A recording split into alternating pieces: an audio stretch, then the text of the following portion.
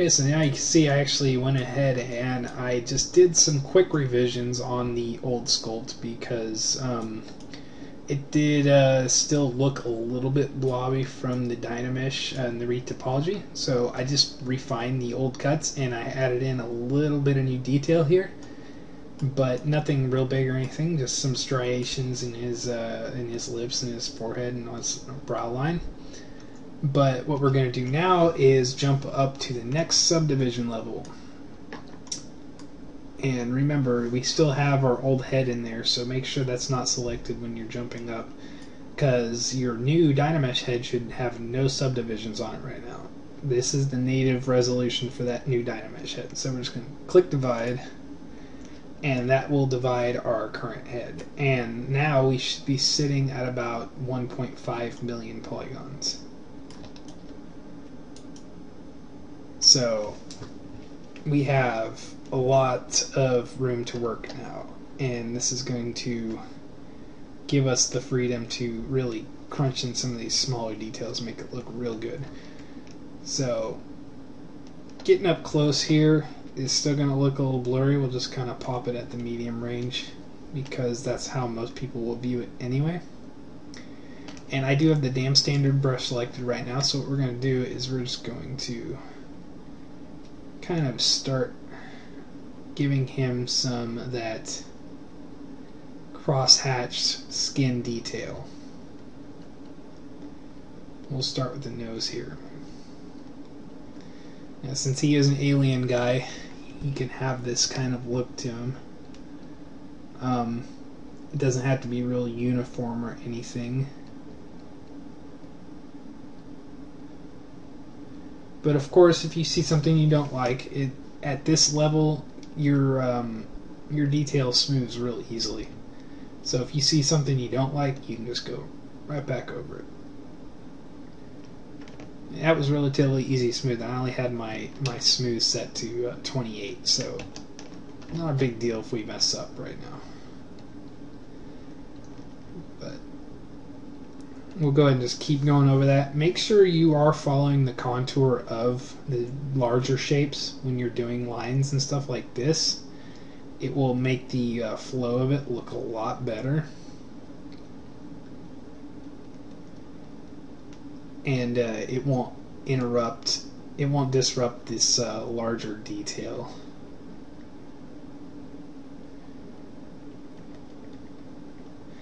Now you may be wondering too why I'm not jumping right into using alphas, because for one, alphas are very uniform in a way, especially when you start repeating them in patterns over the course of the mesh. So even though we do have asymmetry on right now, and that kind of presents a little bit of a pattern to it, we are still just cutting in these unique features and lines to him. And that gives the sculpt a lot more character. And you may not think about that kind of stuff right out front, but subconsciously people do read it that way, and they will notice patterns almost instantly if there's a repeating pattern that has a lot of prevalence in there. So we're going to avoid that and kind of create our own unique pattern of skin detail before we jump into using something uniform like alphas.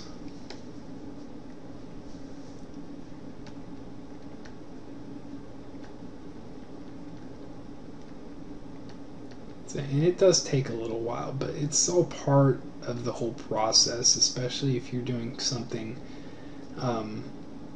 that you don't have really a time limit on or anything. This might be different in the game and development environment because you might have a deadline imposed on you that you have to follow, and so you're going to be cutting a lot of corners in some instances to meet that deadline.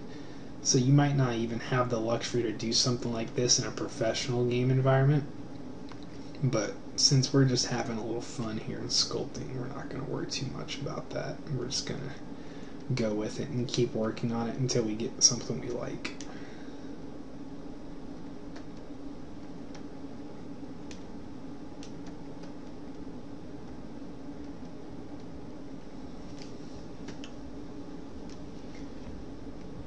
And with this guy, I think will have this whole battle scarred look. Looks like he might have been in a few battles, probably an overlord for some time now, so he's got to look battle torn and beaten.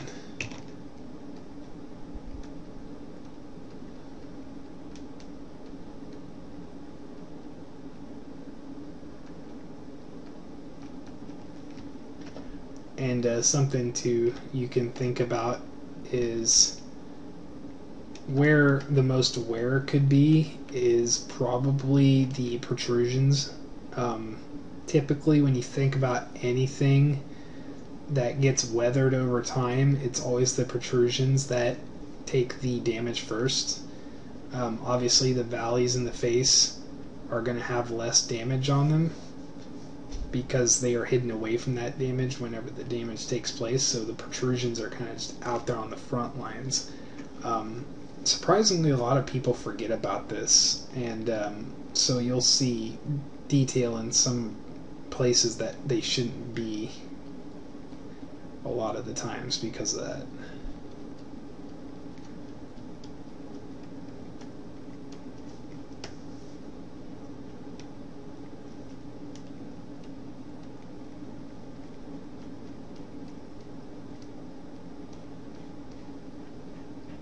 I think we're cutting a little bit too thin here.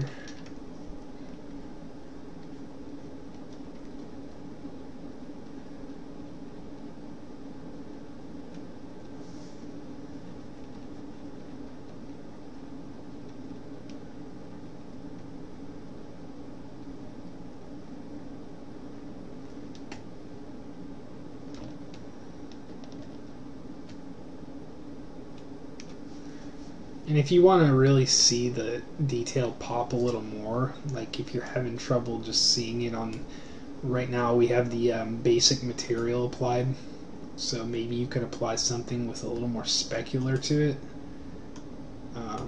Let's see, that might be a little too dark. We'll just go ahead with the basic material too. Now, this is going to have a lot of spec on it, but what we're going to do to kind of quell that is go up here to our material menu. If you go into the modifiers, you'll have all these options that are associated with the material itself, and what we can do is turn down the specular on it. So we just have some basic specular on him, and the yeah, that's not going to do anything. And so now that you can even see though that the since the material is darker in the diffuse, but we can see the we can see our little details a lot more. So we can continue working these in.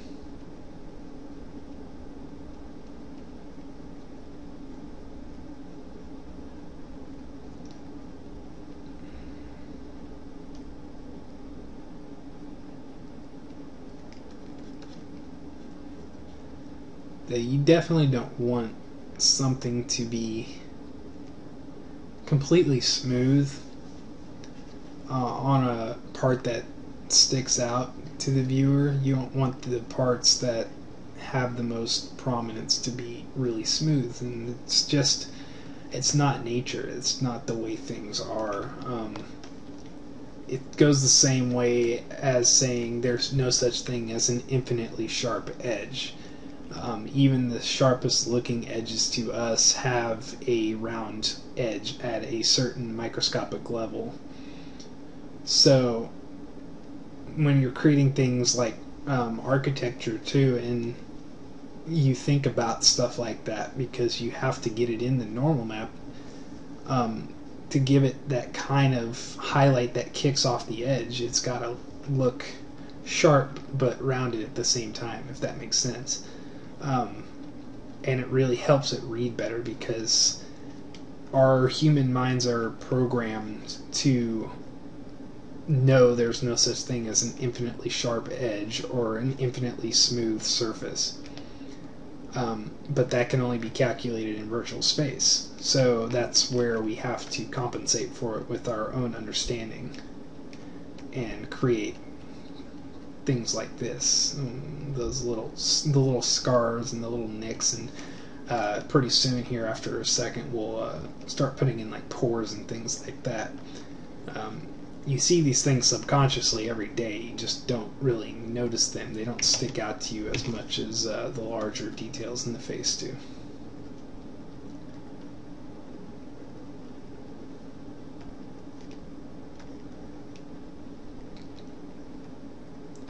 But of course, they have a lot of prominence when you're paying attention to them only, which you'll find yourself doing a lot whenever you're sculpting or making a model of any sort. You're just kind of paying attention to the small details, because honestly, that's what your role is. That's what you do. But other people definitely not pay as much attention to these small details. They will pay more attention to the piece as a whole and look at it that way, while you're still obsessing over the smallest little things that could ruin your piece in your own mind. But don't worry about it. It's not that big of a deal.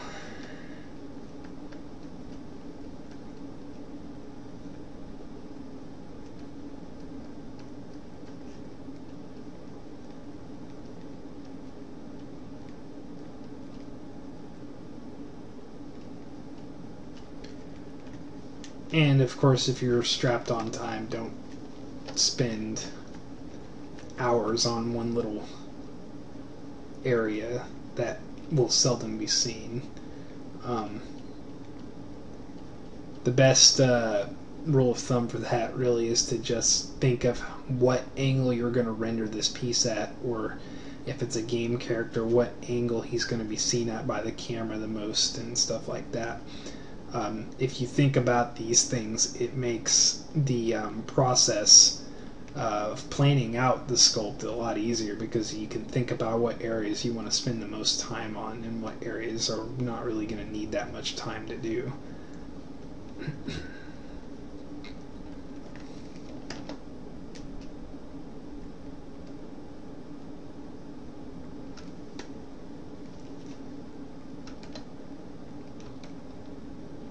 You can see the back of his head here. We're probably not going to be rendering the back of his head.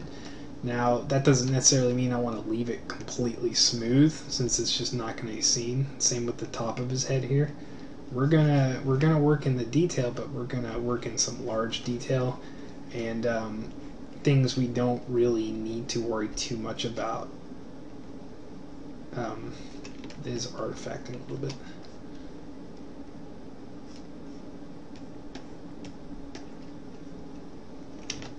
But of course, even though it's artifacting, honestly, if we wanted to leave it there, it wouldn't be that big of a deal.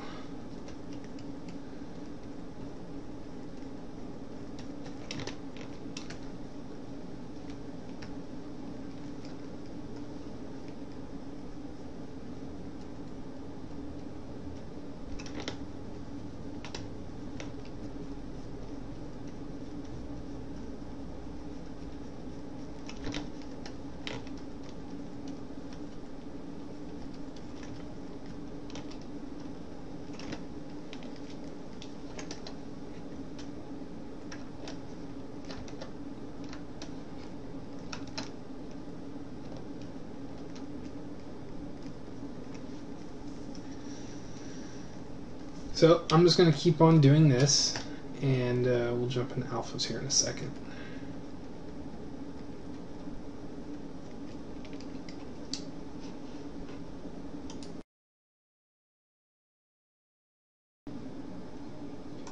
Okay, so now we're going to go ahead and jump into using alphas. You can see I went ahead and I added some more striations all over his face and over the back here and all that, just to give him a little bit more detailed look. I also added some striations down here on the neck where the skin folds really get real deep. I guess I could have added more around the traps area, but right now we're just going to focus on the face itself. And to start, we're going to finish up adding this hand-drawn detail in. and perhaps maybe add some bumps or something to break up the skin a little more. But to do this, we are also going to turn off our symmetry. And typically, by the time you get to this point when you're adding smaller detail, turning off the symmetry is a kind of a good idea, because you're going to avoid having the small detail line up with the other side a lot, and that can happen because a lot of people will notice the small detail, and they'll again with the patterns, like just like the alphas with the patterns, you'll see the lining up of them on both sides, and people notice that, and it's just not very appealing. So anyway, we'll go ahead and we are just going to choose, let's see, we can choose the clay buildup brush. The clay buildup brush usually I would use to roughen forms for like the muscles and stuff, but I think if we just turn off the alpha for it, then we can get some nice little bumps going. Let's also crank up the focal shift here. Let's try normal first. It might be still a little bit too blobby. Let's go ahead and crank up that focal shift a little bit more and take our brush size down. There, that's a little bit better. So we can start to add these really subtle bumps and little things like just like moles on your skin that don't really particularly line up or anything. They're just kind of there, and they break up the skin.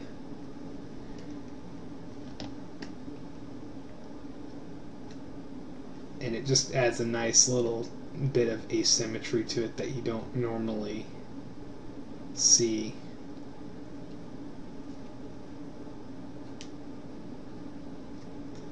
And you don't have to make them real prominent in any particular area. They're just kind of there usually, but if you can add enough of them to where they're noticeable but not taking over his whole face or anything, then I think you'll be just fine. It'll look good. Just don't add a whole lot of them to any particular area.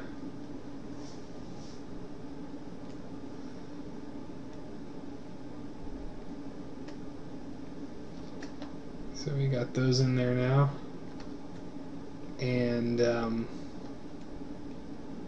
we'll take that even further actually, but we're gonna jump into alphas and take it further there with the bumps on the skin.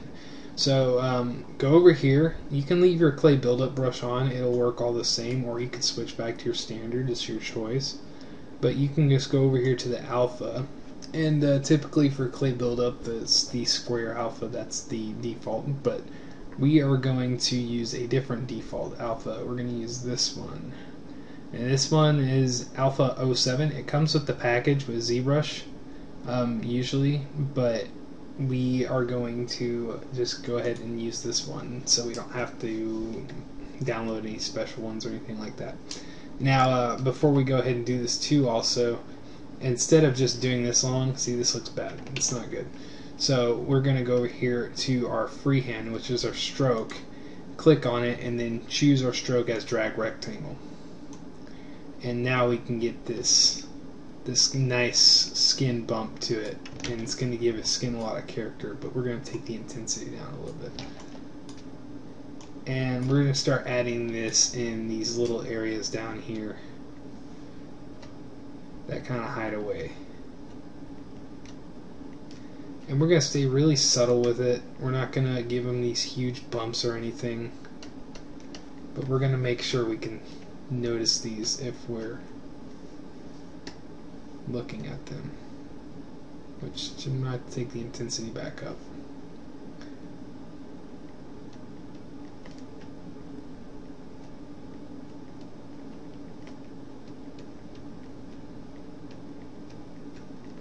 And if you keep them real light and subtle, but make them consistent with each other,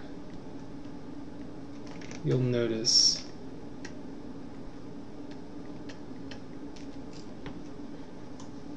You'll notice them.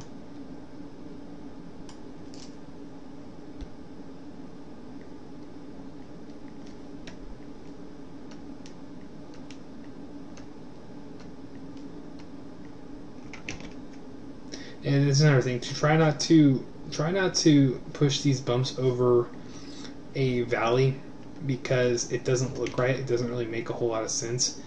Usually you're going to want these bumps very clearly on the outside of a protrusion or very clearly on the inside of a valley. Don't put them across the valleys like this, because then they just don't transition well.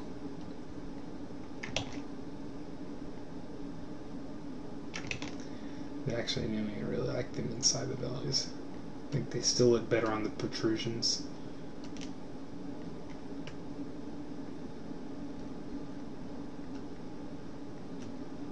Now remember, we still have our asymmetry off.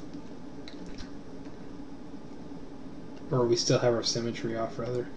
So we're still going over this whole thing and adding these in random spots, which will work well later.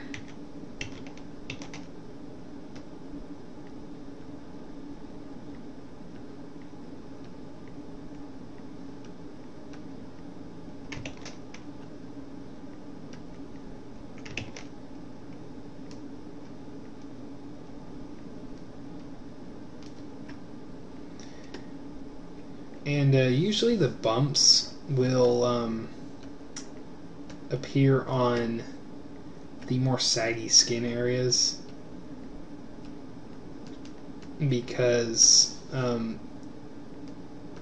they're going to have more of a place in the protrusions. And so where the skin folds are and where the skin sags is where you're going to want to put these, because it'll look really good in those areas and look real nice and prominent. And we can go ahead and put them on the back here, even though we didn't do a whole lot of work on the back with the striations. In this particular case, we'll let the alphas do the work for us, just because this part won't be seen so much.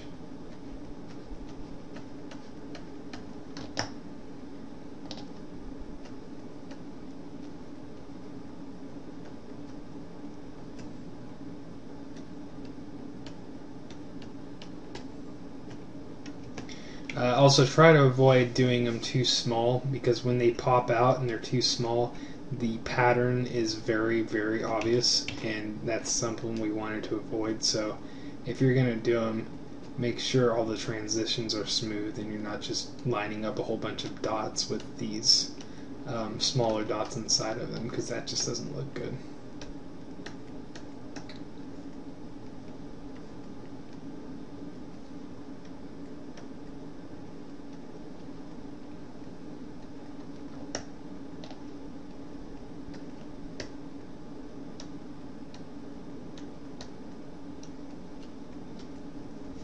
And obviously, like I said, I could have added a whole bunch more striations. It's very smooth back here, but since we'll be rendering him from the front, I'm not going to worry too much about that. But you can definitely feel free to go over every single inch of him and add all that nice striations and detail and all that stuff. You could really do something with him if you just spend enough time on him.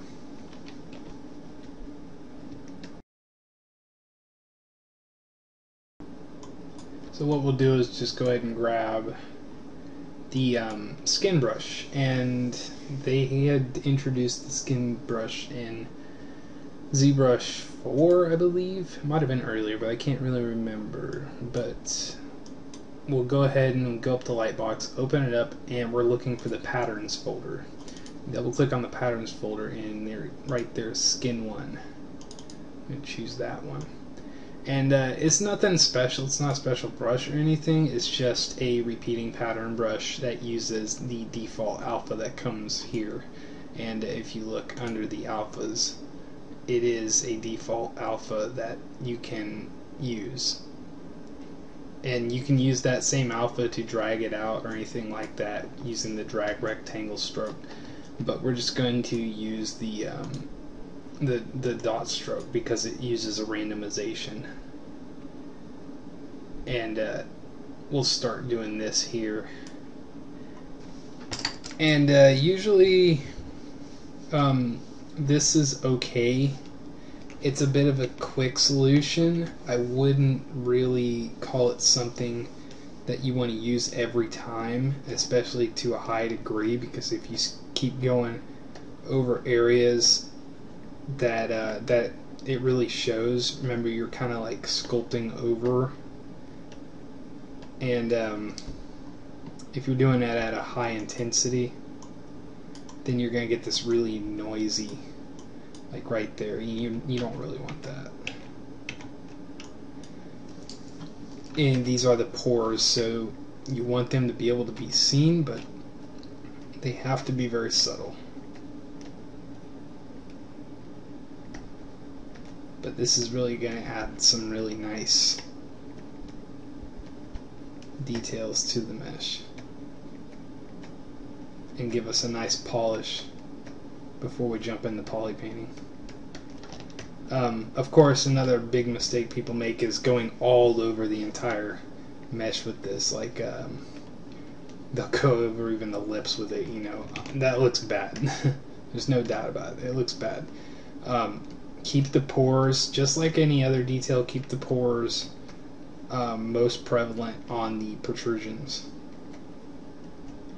Because where the protrusions are is where the skin stretches. And since the skin stretches, it's stretching out these little holes in your face that they call the pores, and thus making them look more visually present. And we're just adding that little fine detail with the pores right now. We're going to go back over it actually here in a minute.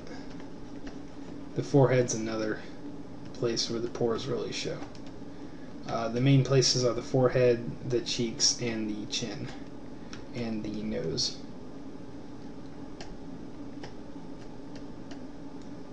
That is where they show the most.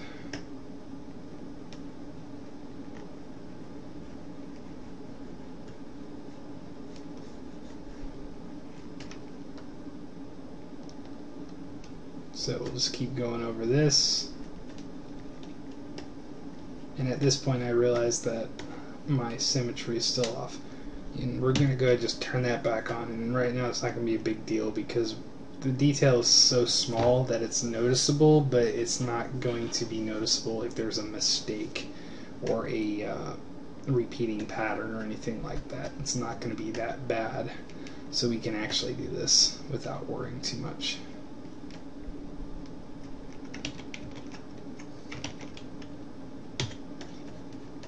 As long as you're not sculpting over old areas several times, of course.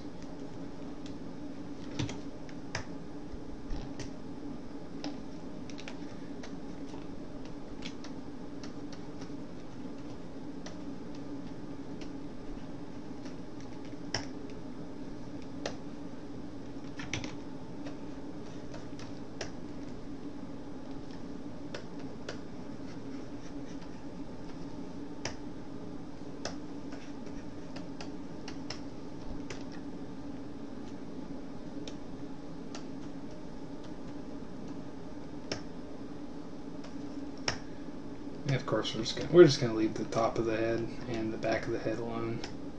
It's not a big deal.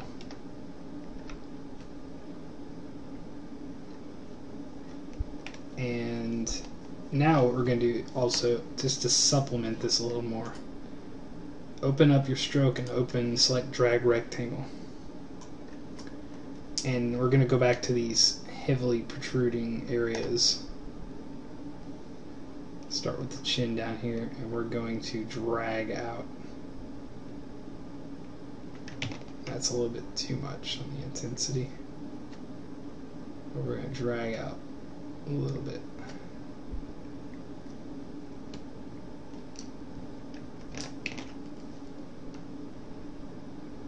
And even though we have those bigger striations already made with the damn standard brush, we can kind of emphasize just a little bit with this alpha to give it a little bit more look.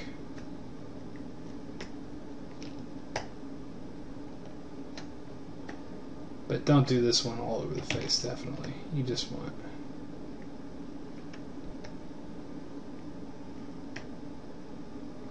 the bigger areas to come through.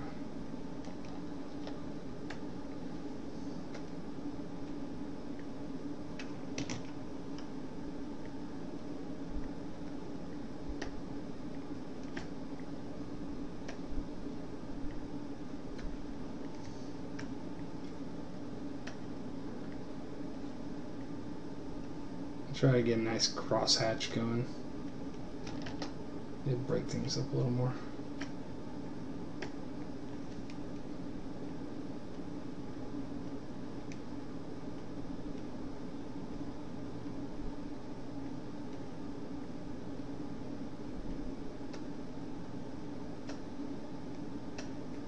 Again, a very quick solution. It's not the most perfect solution, but it'll get you somewhere, and it won't waste a whole lot of your time. Which, like I said, doesn't really matter if you're just doing this, but for the sake of posterity, we'll just do this. Okay, so we got our guy pretty much detailed out and done now.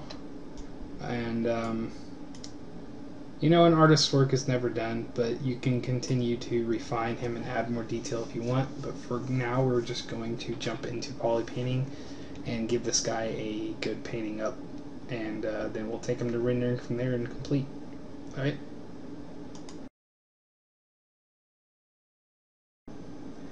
Okay, so we're going to go ahead and get poly painting now, but before we do that, I just want to make note that we're going to change the material on this guy once again.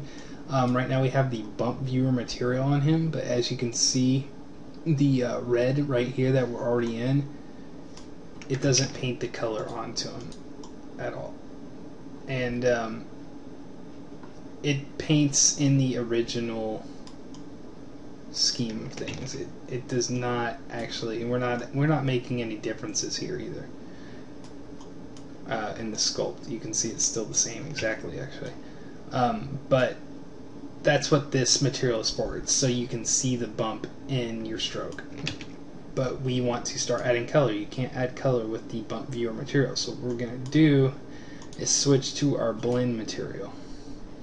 And we'll go up here and go to color. Make sure you have your head selected.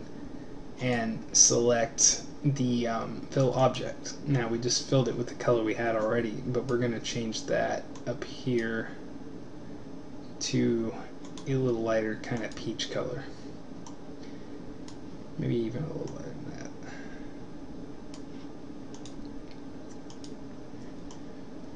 So that'll work, and we'll just stick with that for our base color for this. And also go down to your polyspheres, your eyes, and you can select a different thing for that because we want something with a little higher specular than that. You just go ahead and use metal 1. It's not going to hurt anything. Even though it's meant for metal, it does kick a nice specular highlight, and we can just go ahead and switch that to full white. And once again, up to color, fill object. So now we have both of our main objects filled with their color and with their material. Now we switch back to our head. Before you start painting, go ahead and make sure that your mRGB is set to RGB. So now we're not painting the material anymore, we're just painting color. That's all we want to paint. And also go up here to stroke. We're going to start out using the spray stroke, and what the spray stroke basically does is exactly what it says. It sprays it on the color, and it'll spray on a color variation between a dark and a light of the color that you have chosen. And on top of that, also go to your alpha, and we are going to use the alpha 08, which is a kind of splatter like alpha. And this will give us a nice breakup in the skin, and you'll start to see like it's almost like faking subsurface scatter on the skin, which gives it a more appealing look. And so we want to start with our base color. We're going to choose it by hitting the C key while we are on that color. And we're going to take the RGB intensity down quite a bit, so we can start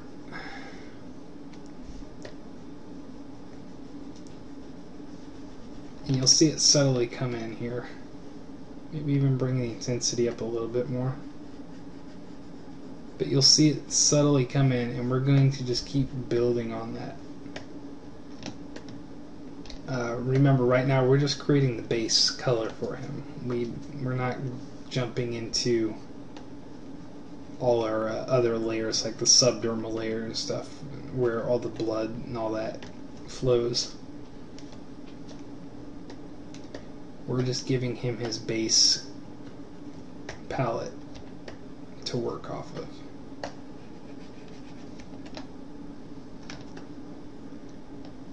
Because essentially what this is going to do in the end is all of the color you put on top of this will still have breaks in it, and between those breaks you'll see this, the base color. It won't just be a flat color that you see, and that's what we're trying to avoid, is having a flat color beneath all of this.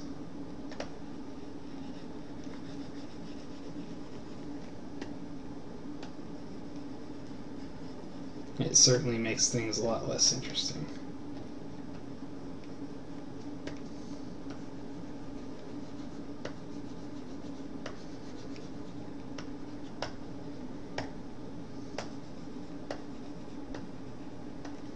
Okay, so we got that little bit of base down and everything. It's already looking pretty good. Now we're going to make it a little more interesting. We're going to start adding some other colors to them. We'll start out by adding red. Now you may think I'm adding a lot here, but the idea is that we're going to be laying over this on many different colors. So what we're painting right now is not going to be even close to the final. Once again, notice I'm painting the protrusions. That's a very important thing. With the red, it's going to flow to the surface a little more where the skin is protruding and thinner.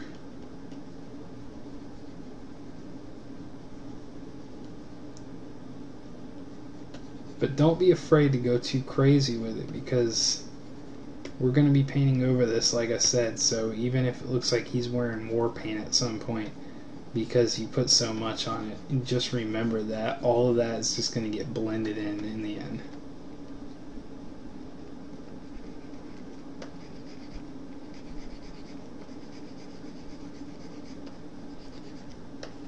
And it will look really good whenever it's finished.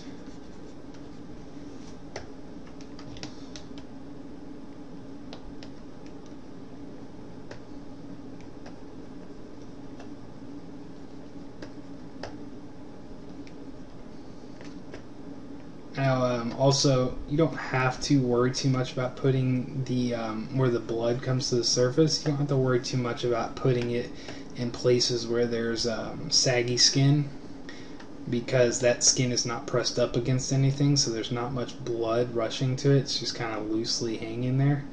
The blood's going to come to the surface most whenever there are things like the muscles pressed closely up against the skin, or other places where they're just real tight.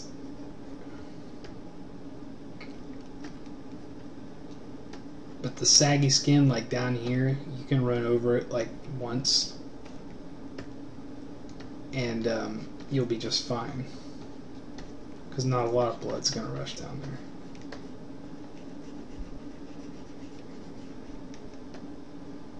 Most of the blood will rush to the face, in the cheeks, in the chin, and forehead, like I said before.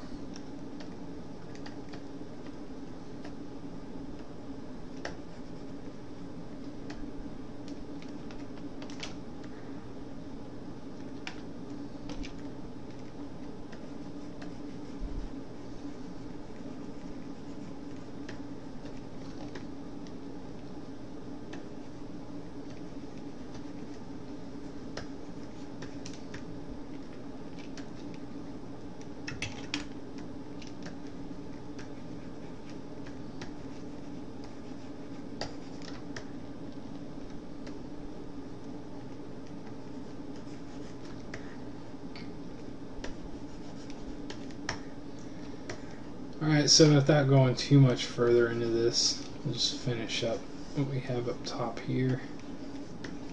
Then we'll jump into the next part. And the next part is going to entail adding the blues in here, which can represent things like the veins and all that stuff that kind of just sits much further underneath the skin, but still visible.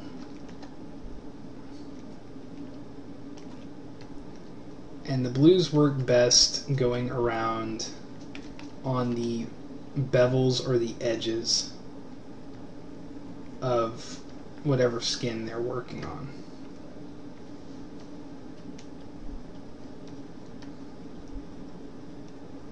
And they really emphasize the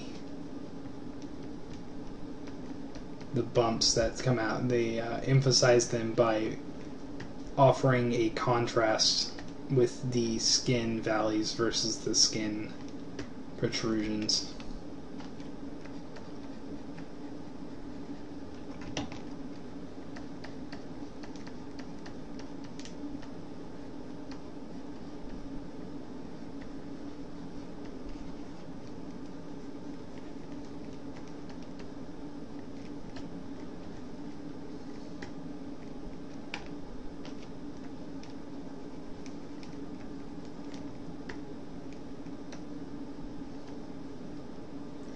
And of course, it doesn't really have to be said, but the bluish areas are where the skin, where the blood doesn't flow the most to the skin.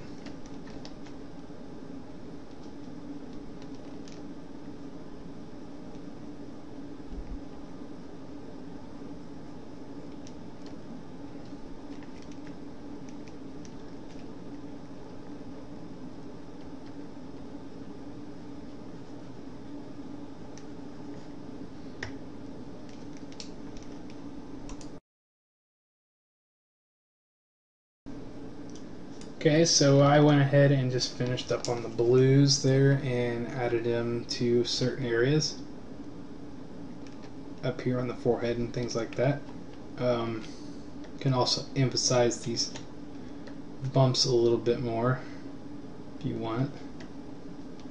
Just make sure you turn your symmetry off with the X key, because we had the symmetry off when we were sculpting them.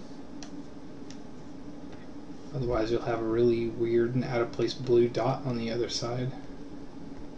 It's never good.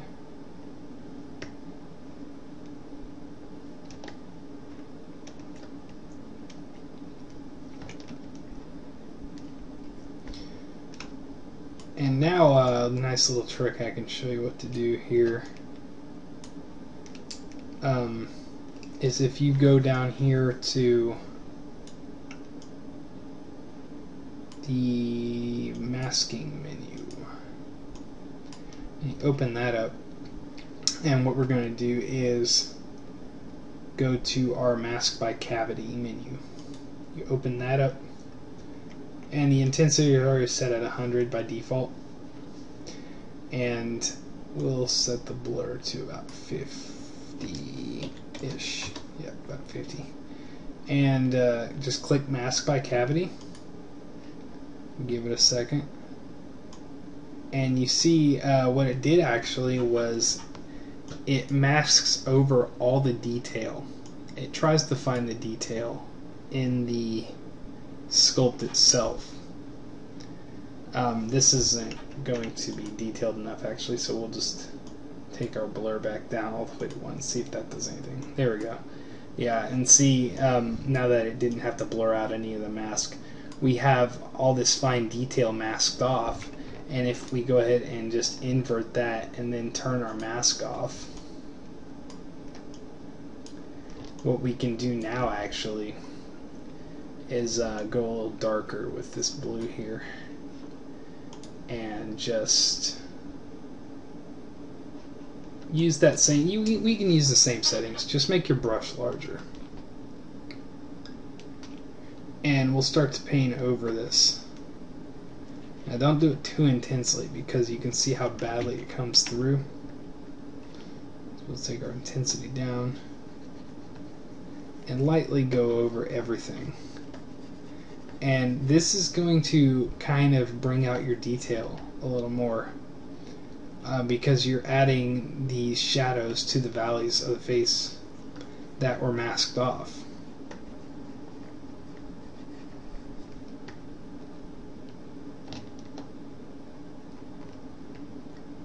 And you know, this might even be too much, to be honest with you, so I think what we might end up doing now,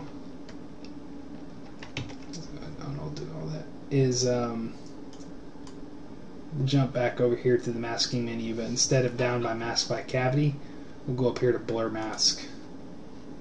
And that'll blur it a little bit, and then we'll sharpen it again.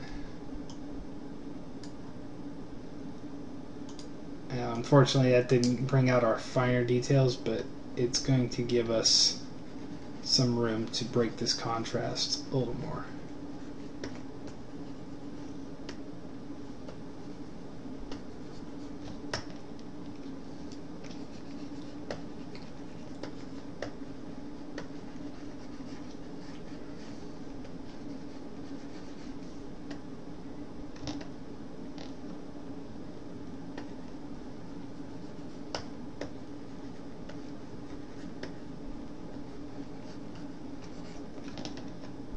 Alright, so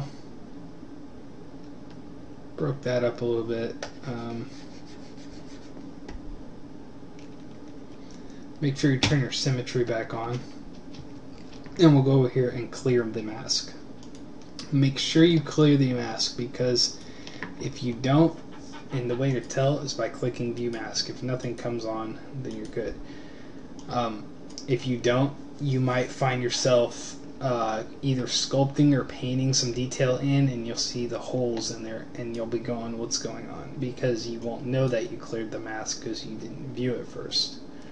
Since it's not visible, you won't know whether or not you did clear it. So just make sure you click clear, and you can check by clicking that view mask.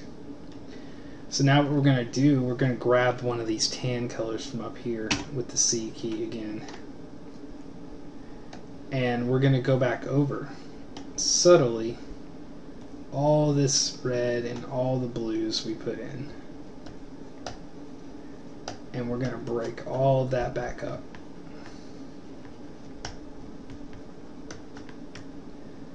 Now the idea here is to leave the red detail in a subtle manner to what we already have.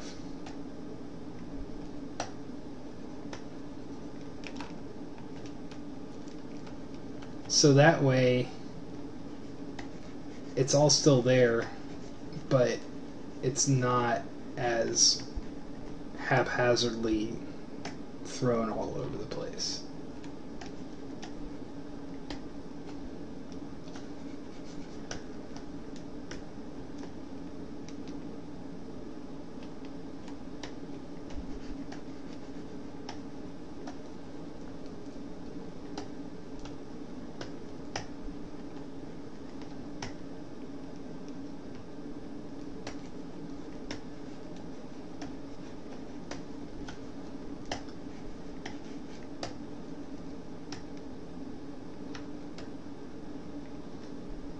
Okay, so now we got that a little more broken up.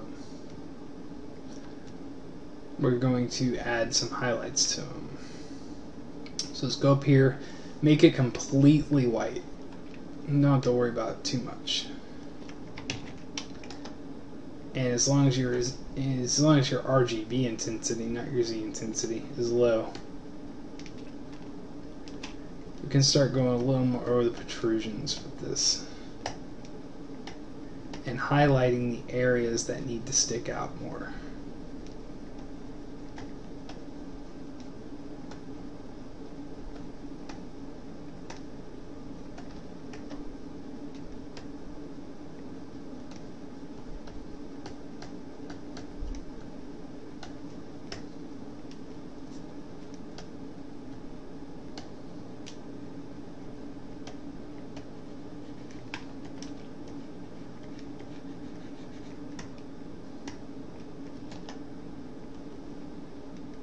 We'll even crank this a little bit more up here.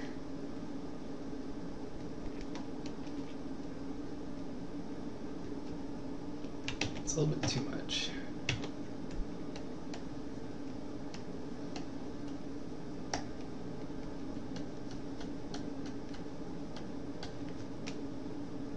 Okay, and then to contrast that, we're going to switch all the way to our blacks. Again with the low intensity, and we're going to cut over the valleys in the face to contrast those highlights we just put in. You remember the blues and the reds, they're still intact here. They're underneath the skin. They have a subtler look to them, and they're supposed to. But now we're able to just add in the features that are going to make it pop a little more.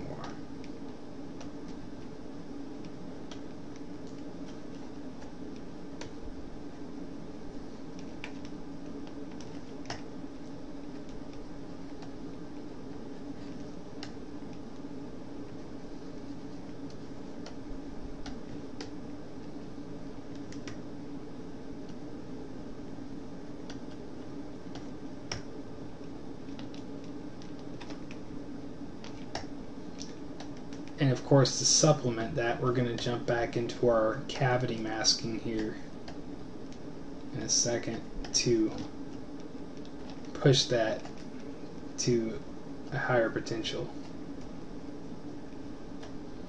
Okay, so we'll jump over here to our mask by cavity. We're going to just set it to 10, I think, because one was a little bit too harsh for the detail. But we'll go ahead and just mask this again and inverse it so that you're looking at the valleys right now, and we'll use our same dark color to go even further into emphasizing those valleys and those cracks in the face.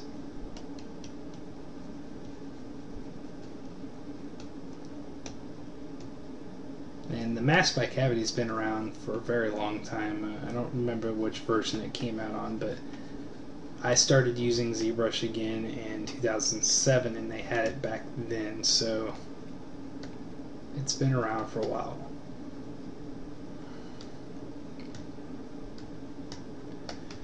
Okay, and then this, all the same, to contrast what we just did with that, we're going to invert the mask. Actually, something happened, we had to clear it. Mask it again.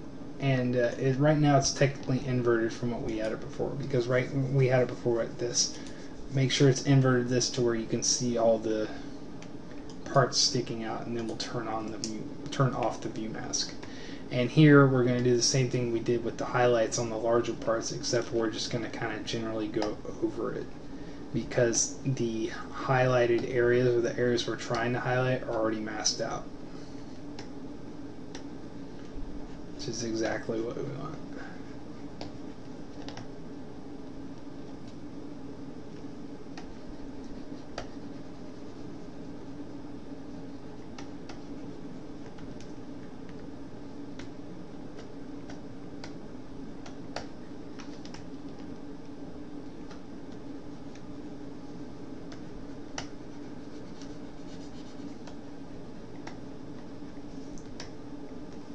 And then We'll just continue over that. We're going to add a little extra highlighting to like the lip down here, the bottom lip.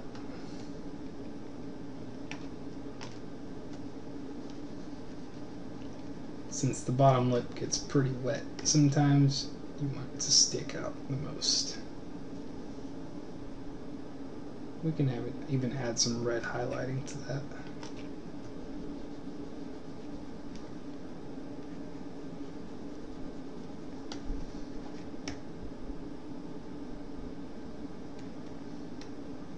And the same with his upper lip here.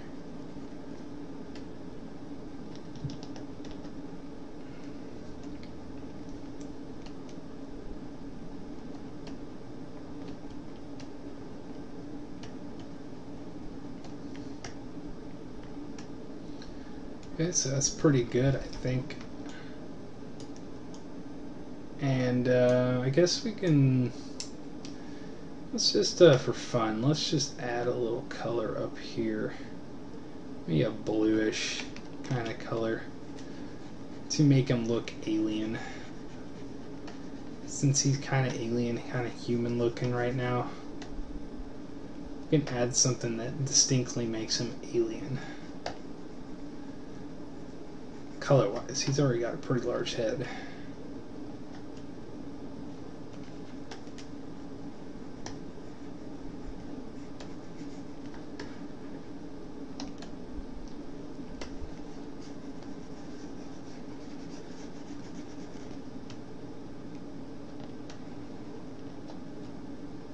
There we go.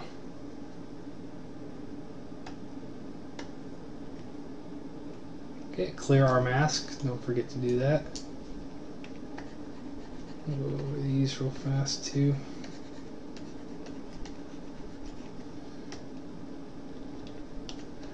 And there you have it. We pretty much have our alien dude.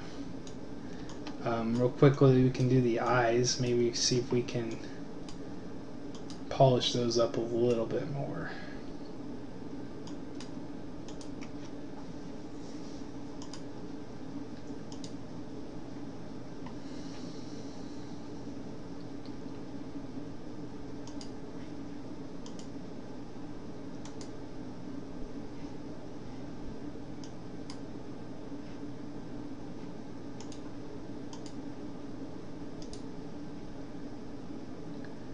That looks pretty creepy.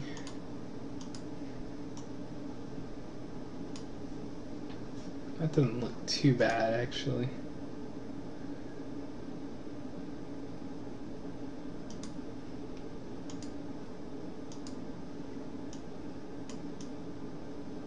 Yeah, that looks much better.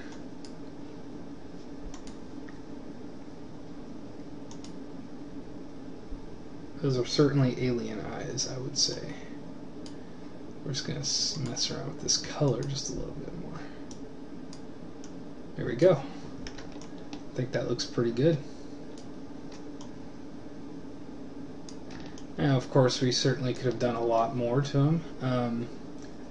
As I said, an artist's work is never really done.